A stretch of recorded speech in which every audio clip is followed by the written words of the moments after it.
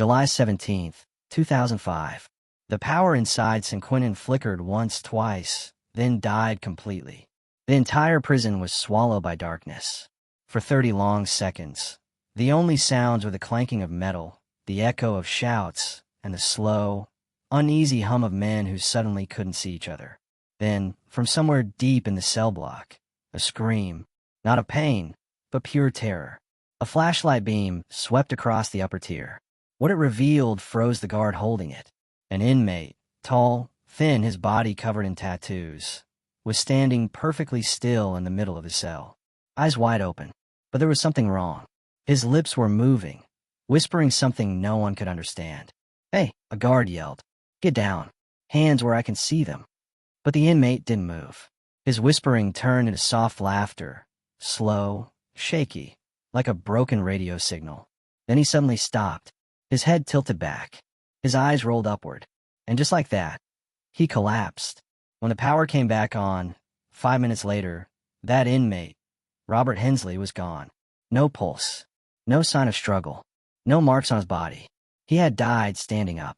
The guard said they found him with his eyes still open, looking straight ahead, like he was staring at something none of them could see. And that's when the whispers began.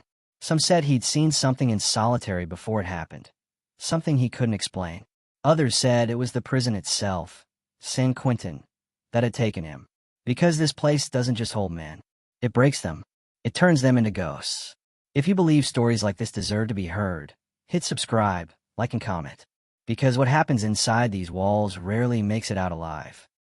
Before that night, San Quentin was already infamous. Not just for its violence, but for its silence. Inmates said it wasn't the fights or lockdowns that haunted them most. It was the nights.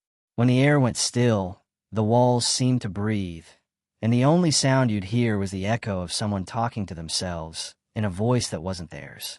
San Quentin wasn't just California's oldest prison. It was its most haunted.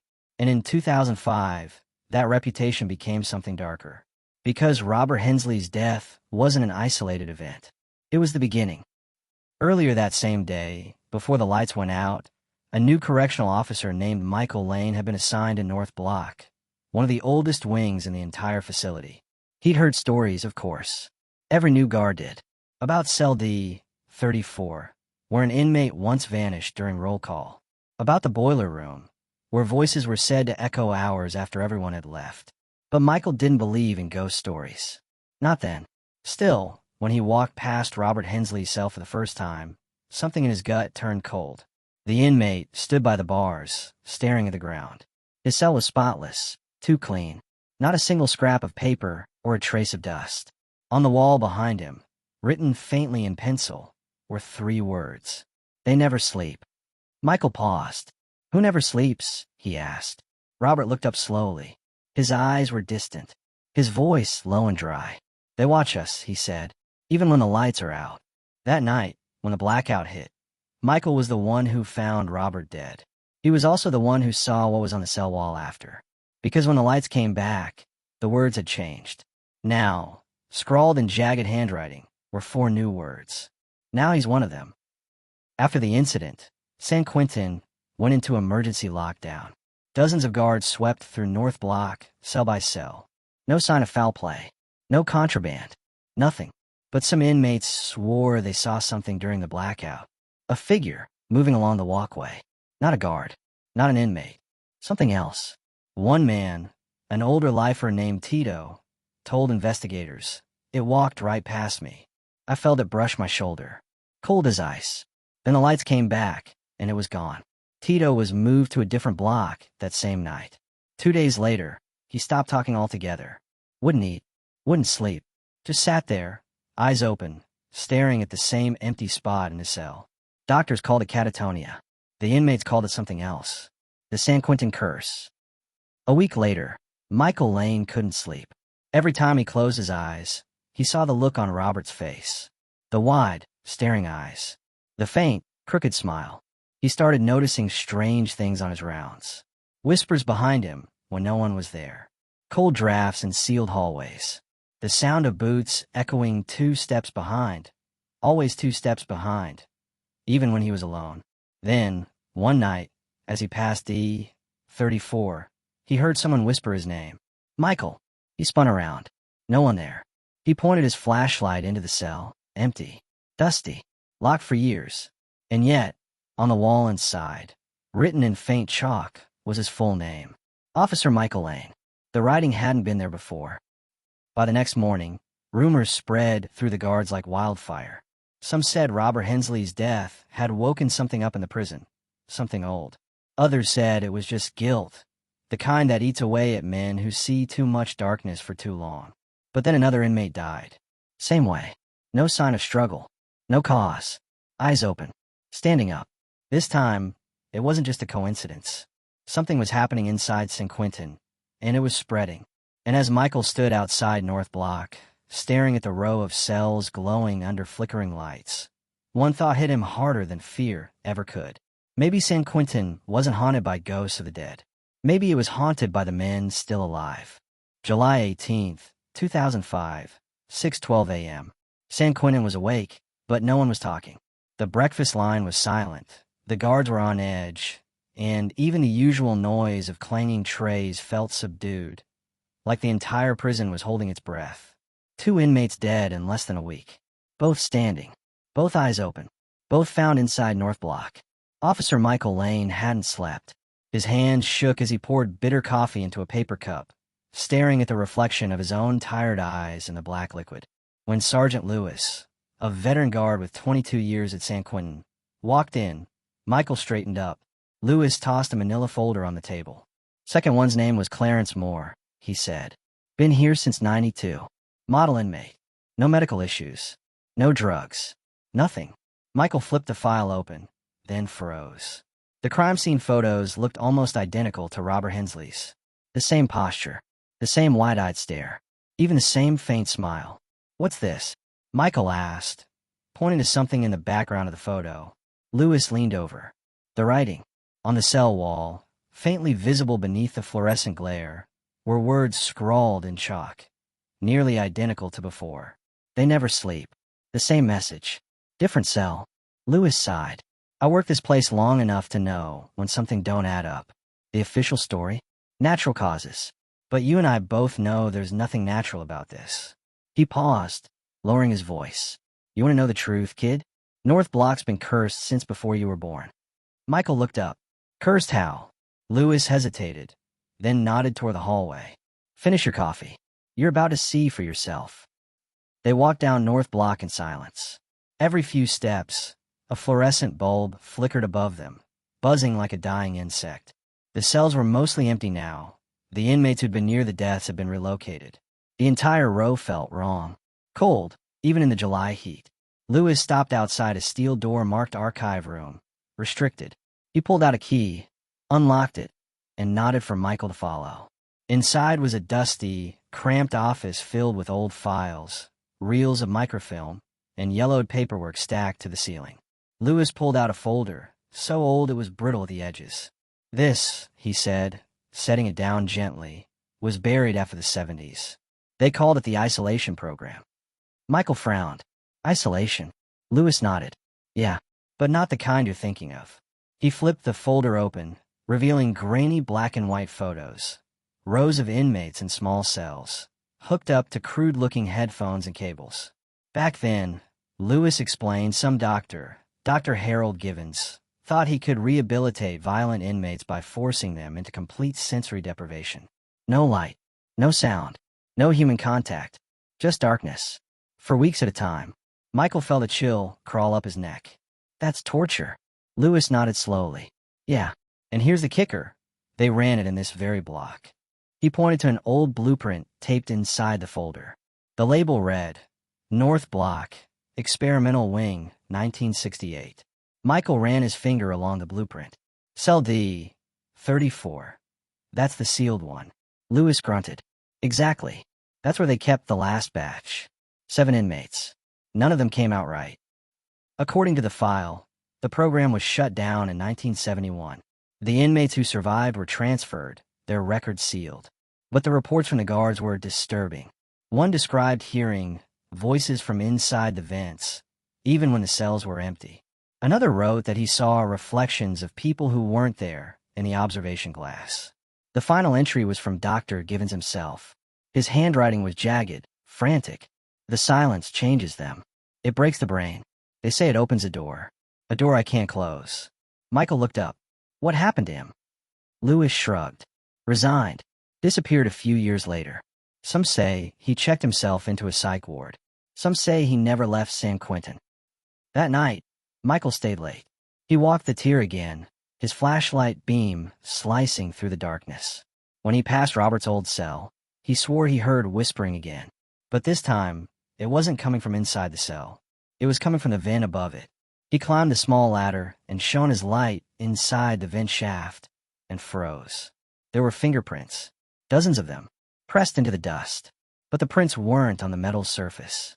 They were inside it, like something had been clawing from within the wall. At 2:03 a.m., the lights flickered again. Michael felt the air grow colder. And from somewhere deep in the block, faint but clear, he heard a voice. Soft, familiar. Officer Lane. He turned slowly. The corridor behind him was empty. The voice came again. Help us. Then a crash. A door down the hall slammed shut by itself. Michael ran toward it, flashlight trembling in his grip. It was the archive room, the same one they'd visited earlier. But now the papers were scattered everywhere, as if someone had thrown them into the air. He crouched to pick one up, and realized it wasn't paper at all. It was a torn photograph. The image showed 3 inmates sitting in a dark cell, their faces gaunt and hollow. But one of them, the one in the center, made Michael's blood run cold. It was Robert Hensley. Only this photo was dated 1969. Michael stumbled backward, dropping the photo. Impossible. Robert had been born in 1972. He picked up the photo again, his hands shaking. On the back, written in faint pencil, were 4 words. They never left here. The next morning, when Michael tried to report what he found, the warden's office shut him down. Old prison rumors. The warden said dismissively, Don't let this ghost talk get in your head. Do your job, and keep your mouth shut. But as Michael walked out of the office, he noticed something strange. On the warden's desk, half buried under papers, was a familiar manila folder. The isolation program. The same one Lewis had shown him. But this one was stamped with a fresh red seal. Classified. Do not release. That night, Michael didn't go home. He sat in his car outside San Quentin, staring at the old stone walls glowing in the moonlight. Every instinct told him to walk away. But something inside him, curiosity, fear, guilt, wouldn't let him. He needed to know what was really happening in that prison. Because the silence wasn't just inside the cells anymore. It was spreading. And if the files were right, the next one to go silent might be him. It was sometime after midnight when the lights went out in C Block. Everything turned black. The air was thick and heavy, and even the sound of breathing echoed like thunder in the dark. Then came the sound, slow, dragging footsteps. Not on the tier above, not below, but right outside Jacob's cell. He froze. There was no officer on night patrol. No movement logs. No scheduled count. Still, someone was walking. He whispered, Carter. No answer. He tried again, louder this time. C.O. Carter, that you? Nothing. Just the steps. Slow. Heavy. Closer. Then silence. And in that silence, Jacob heard a faint knock on the bars. 3 times. Soft. Precise. Like someone who knew exactly what they were doing. When the lights flicked back on, his heart stopped. Across the tier, in cell 217, the one that had been empty since William's death, someone was standing at the bars. Head tilted down. Still. Jacob's cellmate, Rix, whispered, You see that? Jacob didn't answer. He just stared. The figure didn't move. Didn't breathe. Then, it vanished. Rix jumped back. Nah, bro, I'm not crazy. You saw that. Jacob nodded slowly, but his body was trembling. He didn't want to believe what he just saw, but the truth was right there in front of him. That night, he didn't sleep. None of them did. The next morning, Jacob went to the yard. The sun felt strange, bright but cold. He found the old man again, sitting on a bench near the wall. Jacob walked up to him and said quietly, I saw it. The old man didn't look surprised. He just stared ahead and said, Everyone sees it, eventually. Jacob frowned. What is it? The man turned to him slowly, eyes tired but sharp. Angola had its ghosts. San Quentin got shadows. They don't scream. They don't move. They just stand there, reminding you what happens when a man's soul gives up before his body does. Jacob sat beside him. You saying it's real? The man nodded. Real as it gets. They say every man who dies here, unjust or broken, leaves behind a piece of himself. And when that piece starts haunting these walls, that's when this place starts feeding on the living. Jacob didn't say anything, because he believed him. That night, they locked down early. There was shouting on the second tier, some inmate losing it, begging the COs to turn the lights back on. Then silence. Then a scream. It cut through the air like glass shattering inside your chest. Jacob pressed his ear against the bars. Voices rushed through the hallway. Officers shouting, boots pounding the floor. He caught fragments of their words. Found him in the shower. Said someone was in there with him. No one else inside. When the noise faded, Rix whispered, "That's the third one this month." Jacob didn't respond. He couldn't. The days that followed felt like time had stopped. No one laughed in the yard anymore. No one joked during chow. Even the guards avoided eye contact, walking faster than usual. One morning, Jacob noticed something strange on his wall. 3 small scratch marks. Perfectly straight. Perfectly spaced. He rubbed them with his finger. Fresh. He turned to Rix. "You do this?" Rix shook his head, eyes wide. "No, man. I don't mess with that." That night, Jacob lay awake again, watching the moonlight crawl across the floor through the tiny window. He heard it again. The knock. 3 times. Same rhythm. Same pause between each one. He whispered to himself, "Not tonight." But the knock came again, louder. And this time, the air went cold. His breath fogged in front of him. He could smell metal, rust, blood. Then, from the dark corner of his cell, a voice whispered, "You don't leave this place the same." Jacob jumped up, pressing against the bars, shouting for the guard. But when Carter arrived, flashlight in hand, there was nothing there. Just Jacob, standing in the middle of the cell, trembling. Carter looked at him like a man who'd seen this before. He lowered his voice and said, "You need to calm down, son. Don't let this place get inside your head. That's how it wins." Then he turned off the light and walked away. Jacob stood there, gripping the bars, heart still racing. He looked across the tier again, at the cell that was supposed to be empty. And for a split second, he saw it again. That same figure. Head bowed. Motionless. Only this time, it was smiling. The next morning, they found a note scratched into the concrete outside 217. No one saw who did it. No cameras caught it. But it said, "Time doesn't move here. It dies." And that's when Jacob realized San Quentin wasn't just a prison. It was a graveyard that was still breathing. By the 4th week, Jacob had stopped trying to count the days. Time didn't move in San Quentin. It just repeated itself. The same sounds. The same footsteps. The same screams echoing from down the hall at 2:17 a.m. Always 2:17. He didn't sleep anymore. Not really. Every night he'd sit by the bars, watching the dark corridor across from him, waiting for something to move, or praying nothing would.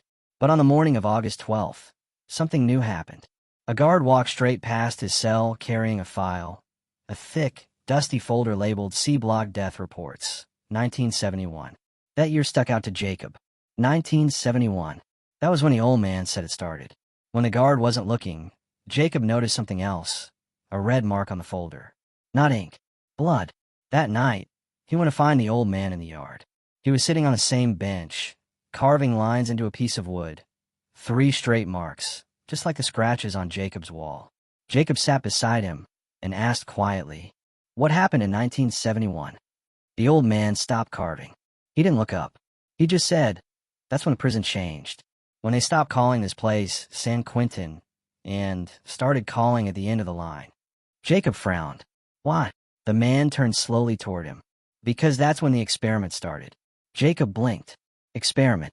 The old man nodded. "They brought in a new warden back then. Warden Hall. He believed punishment wasn't enough. He wanted transformation. So he ordered complete isolation for 40 inmates. No sound, no sunlight, no human contact. They said it was to rebuild the mind. He took a deep breath. But none of them came back the same. Some never came back at all. Jacob leaned closer. "What do you mean?" The man's voice lowered. "They didn't die, not officially. But they weren't alive either. They just stopped being. started walking the halls at night. Guards said they saw them in mirrors, in reflections. Then, one day, all 40 names disappeared from the prison records. Jacob shook his head slowly. "You're saying—" "I'm saying," the man cut in, "San Quentin don't keep ghosts. It makes them." Jacob didn't know what to say. He felt his skin crawl, like the air itself was listening. That night, the screams started again. But this time, it wasn't from a cell. It was from the walls. Jacob pressed his ear against the concrete. He could hear it, muffled, distant, like someone trapped deep behind the stone. "Help me. Please." Over and over. He backed away, shaking his head. Rix whispered, "You hear that too, right?" Jacob didn't answer. He didn't have to. The next morning, a guard named Lopez, one of the newer ones, quit on the spot. Said he saw someone standing in the control booth at 3 a.m. Only problem? That booth had been sealed shut since the 90s. The same day, Jacob noticed something strange about the scratch marks on his wall. There were more now. Not 3, 7. And under them, faint letters carved in with something sharp. C Block 17. That night, he asked Rix, "You ever heard of C Block 17? Rix frowned. "Nah, we don't got number 17. C only runs up to 15. Jacob felt his stomach twist. He knew what that meant. The next day, he went to the library, one of the few privileges allowed to inmates with good behavior. He found an old maintenance map of San Quentin from 1972. And right there, faintly marked in pencil, was a section below the West Wing, C Block 17. It wasn't listed on any official blueprint, but it was there. A narrow corridor under the main floor. No windows. No exits. When he showed it to the man went quiet. After a long pause, he said, "You weren't supposed to see that." Jacob frowned. "Why not?" "Because that's where they kept them." Jacob's heart started racing. Kept who? The ones that didn't die but didn't live. Before he could ask another question, the yard bell rang, and guards shouted for everyone to line up.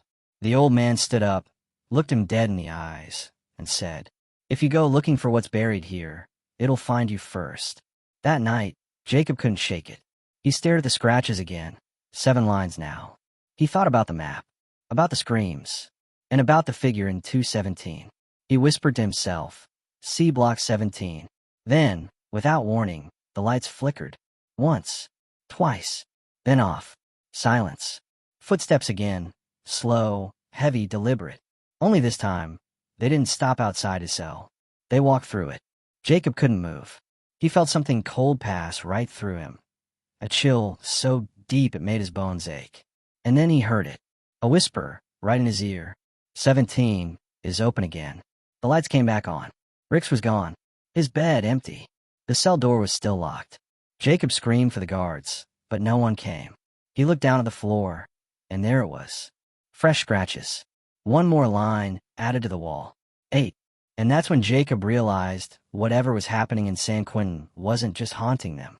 It was growing, feeding, counting, and he had just become part of its number. The next morning, everything felt wrong. The halls were too quiet. Even the air seemed heavier, thicker, as if the walls themselves were holding their breath. Rix was still gone. No guards talked about it. No one mentioned it at roll call. His name was just erased, like he never existed. Jacob knew then, San Quentin didn't just bury its dead. It buried its truth. He waited until night. When the lights dimmed to their usual flicker, he pulled the maintenance map from under his mattress. His fingers trembled as he traced the faded pencil line. The secret path to C Block 17. If that's where they took the ones who vanished, that's where he needed to go. He slipped a stolen screwdriver into his sleeve, his only tool, and waited for the guards to pass. At exactly 2:17 a.m., the same time the screams always began, he made his move. The corridor was colder than the rest of the prison. The sound of the metal door creaking open echoed like thunder down the hall. The air smelled like dust, rust, and something else. Something old. He followed the passageway, every footstep echoing off the walls. And then, he saw it. A sealed gate, half covered in black mold. Across it, painted in red decades ago, were the faded words. C Block 17, do not enter. Jacob hesitated only for a second. Then he forced it open. The metal screamed in protest, like the prison itself was warning him not to continue. Inside was darkness, but not empty darkness. It felt crowded. Rows of small, windowless cells lined the hallway. He pointed his flashlight into the first one. There were marks all over the walls. Not just scratches, faces, carved faces. Dozens of them. Each one twisted in silent screams. He stepped closer, and that's when he saw it. The eyes on one of the carved faces weren't carved. They were human. Real eyes, looking back at him from inside the stone. Jacob stumbled back, his heart pounding in his ears. Then he heard a voice. It wasn't behind him.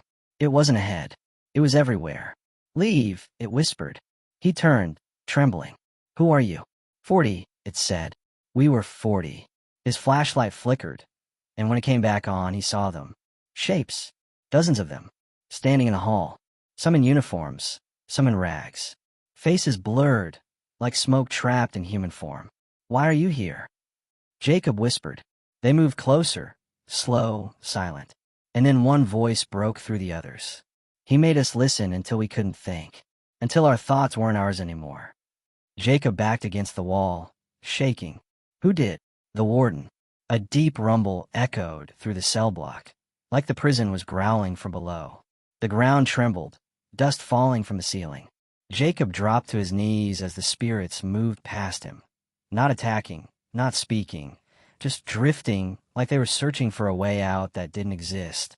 Then, from the end of the hall, a door slammed open.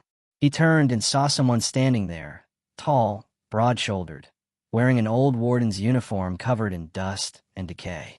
But his face, it wasn't human anymore. Just a hollow, gray mask with deep black eyes. "Back to your cell," the figure growled. Jacob shook his head. "You're not real." The warden stepped forward, his voice low and echoing. "I was real once, until they made me part of the silence." Jacob ran. He didn't look back. The hallway twisted and turned, the walls closing in, the screams growing louder. And then, suddenly, everything stopped. He fell through a doorway, back into the main hall of San Quentin. The lights were flickering again. Guards were shouting. And his cell 217, was empty. They said Jacob never came back from the library that night. They searched every corner of the prison, every block, every floor, but C Block 17 wasn't there. No record of it. No blueprint. Just an empty section of foundation sealed with concrete. A month later, a new inmate was assigned to cell 217. On his first night, he called the guard over and said, "Hey, who's that man standing in my cell?" The guard frowned. "What man?" "The one staring at the wall, whispering numbers." The guard looked, but saw nothing. The inmate swore he could still hear it, though. A whisper that came every night at 2:17 a.m., counting slowly, over and over. And if you listen closely, on the coldest nights, when the power cuts and the silence takes over, you can still hear the voice of Jacob from C Block 17. Still counting. Still trapped. Still turning into a ghost. They call San Quentin one of the oldest prisons in America. But those who've worked there long enough say it's not just old, it's alive. Every cell, every echo, every shadow has memory. And when men lose hope inside those walls, something else moves in to take its place. Some prisons punish the body, but San Quentin, it breaks the soul, because in here, silence isn't peace. It's a sentence. And that's why they say, this is the prison that turns men into ghosts.